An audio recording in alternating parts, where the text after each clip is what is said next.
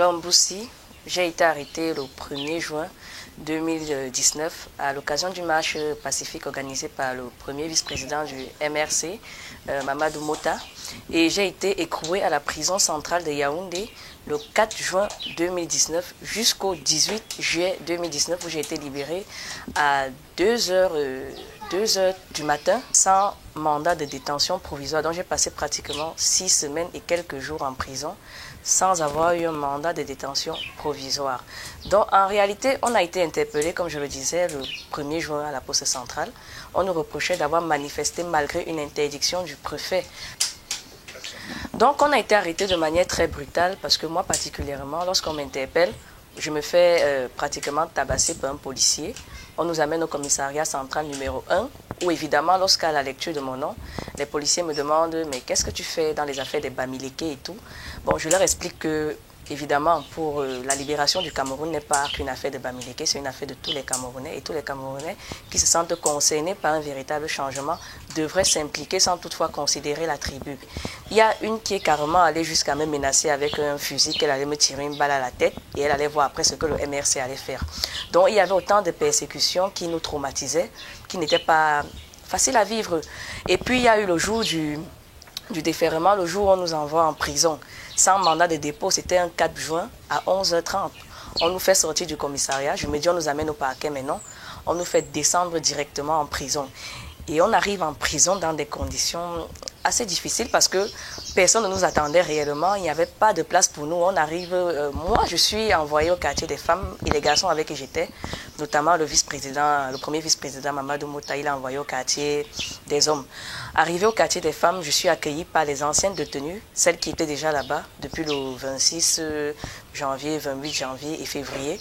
Je suis accueillie par elle et elle m'explique justement la situation de surpopulation carcérale et elle m'explique qu'il n'y a pas de place pour nous. D'ailleurs, même la commandante du quartier des femmes m'avait déjà dit « Tu vas dormir dehors parce qu'il n'y a pas de place. » Donc, j'ai passé pratiquement tout mon séjour carcéral dehors. Je dormais dehors, à l'air libre, parfois sous la pluie, les souris et parfois les menaces même de certaines prisonnières qui venaient nous agresser dans la nuit pendant que nous étions en train de dormir. J'ai été libérée le 18 juillet sans aucune explication, comme je le disais tantôt. On m'a juste amené au parquet le matin, c'était le 17, pardon. C'est le 17 matin qu'on m'amène au parquet. Et je suis libérée le 18 juillet à 2h du matin. On m'amène au parquet et j'attends toute la journée seule dans une cellule de 8h à 18h. À 18h30, 19h, les autres détenues femmes viennent me rejoindre. Et là, on se rend compte que s'ouvre un procès au cours duquel c'est en ce moment qu'on commence à déterminer qui auront les mandats de détention provisoire et qui seront libérés de fait. Et c'est ainsi que le procès débute, je pense, aux environs de minuit. Avant le début du procès, déjà, on a complètement mis nos avocats hors. Donc on a demandé à nos avocats de sortir et d'aller nous attendre à l'extérieur. On ne savait pas ce qui se passait. Donc on a fait un procès, on était seulement avec des procureurs et les avocats n'étaient pas là. Et lorsqu'on m'appelle, je me présente devant ce procureur, un monsieur. Il me dit, bon voilà, on t'accuse d'avoir manifesté pacifiquement, de façon illicite malgré l'interdiction du préfet. On t'accuse d'avoir refusé d'obtempérer un ordre d'un officier de police lorsqu'il a demandé de cesser la manifestation. On t'accuse d'avoir opposé résistance à ton arrestation. Il m'a cité un nombre de faits, je ne me reconnaissais pas du tout. Et il m'a posé la question, est-ce que vous vous reconnaissez dans tout ce que je viens de citer? Je lui ai dit, ben non. Je ne me reconnais pas.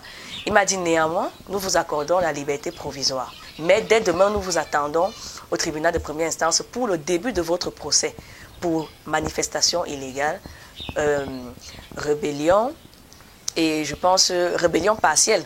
Et il y avait un troisième motif là qui m'échappe, attroupement. Voilà.